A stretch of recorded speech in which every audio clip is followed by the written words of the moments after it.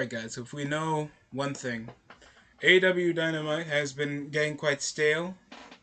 Sure, their only rating spike over like a 1.1 was involving that viewership spike over the memorial of Jay Briscoe. And either that, they've been flourishly only averaging around the bare minimum of around sub 900 million.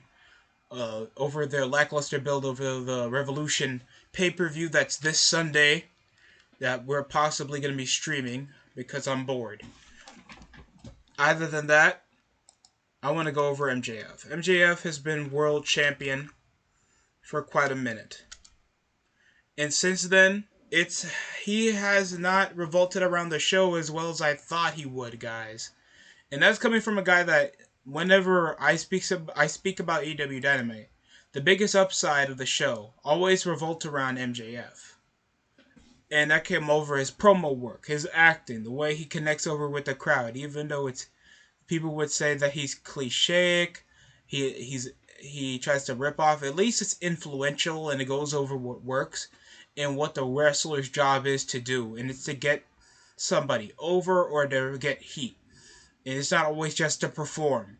The performance is to instillate a reaction. That's how it works. I'm sure any other person in the business would be telling you to get something that can get always a reaction, because other than that, you're just a wrestler. You're not going to get booked as well as any other top star. And MJF has done that. He got himself into the got himself to the cliche. The crescendo of like being at least a top name that they should have got their belt on. And since then, he hasn't really been up to it. He got into a feud with Ricky Starks.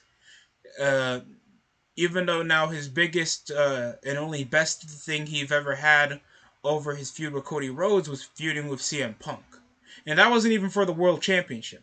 It was to get a major upstart over a decent story that actually took pay-per-views and shows to build upon that actually helped over Punk and elevate MJF. And now MJF is over the world champion, and now it's better off that he was better off over chasing the belt than he is actually holding it.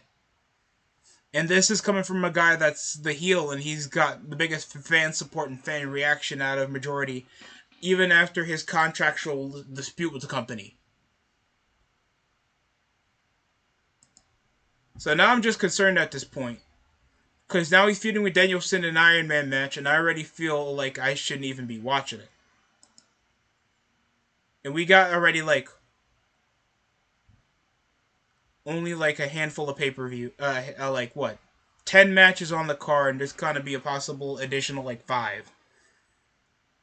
Like Wardlow versus Joe, Jamie Hayter versus Saraya and Ruby Soho. Yeah, I'm excited to see that. And that's for the main women's title, not for the TBS title. Texas Death Match between Adam Page and Jon Moxley, even though they've wrestled each other 3 times on the TV. Ricky Starks versus Jericho. No one saw the build. Christian Cage versus Jack Perry. Yeah. Jungle Boy and Christian Cage are still feuding. The Elite and the Young Buck. The Elite against the House of Black in a trios match for the trios tag titles, and then of course that's it. That's the build over a 3-hour show that took over a couple months of build, over what felt like 4 weeks worth of build, and yet they do these bi-monthly pay-per-views that take the bare minimum to build upon when you keep signing over the same guys, because they're not really addressing much of the story. Have you got, other than the central run-ins and just MJF's promos, nothing has really kept me emotionally invested why I need a 60-minute Iron Man match in MJF's first pay-per-view title defense. Other than making Danielson a bad... I keep forgetting that he's even part of the Blackpool Fight Club. And I don't even know why that's still listed a group when Moxley does his own thing, Wheeler Yuta does his own thing. Everybody does their own thing, and it doesn't even feel like a cohesive unit or they have their own central relationship, other than they're all marks in one group that think that this is real. Fucking jobbers, bro. And MJF is just feeling like such a central character when he's a world champion. And I don't know if this is just single mindedly, but I feel like the most important belt being held by the top guy should be revolting around the entire show it's formatted upon. You only have half of an hour on Friday and only 2 hours on Wednesday. I think you guys can build around to make me feel emotionally invested on why he's the champion, why he's been the champion, and reasons why he stayed the champion. And it's only been a couple months since Full Gear, guys.